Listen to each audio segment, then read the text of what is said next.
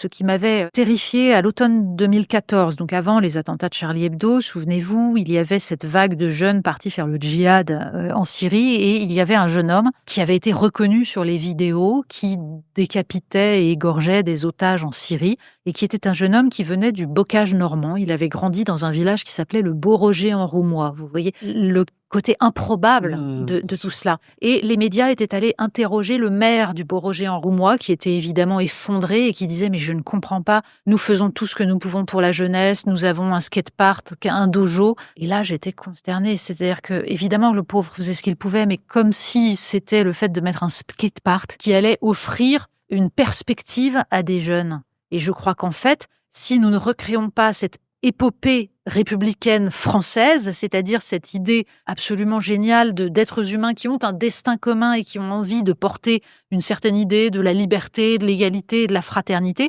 eh bien, les modèles identificatoires qui iront se chercher les jeunes gens, ce sera le djihadiste ou le super-héros Marvel. Ni l'un ni l'autre ne me satisfont réellement.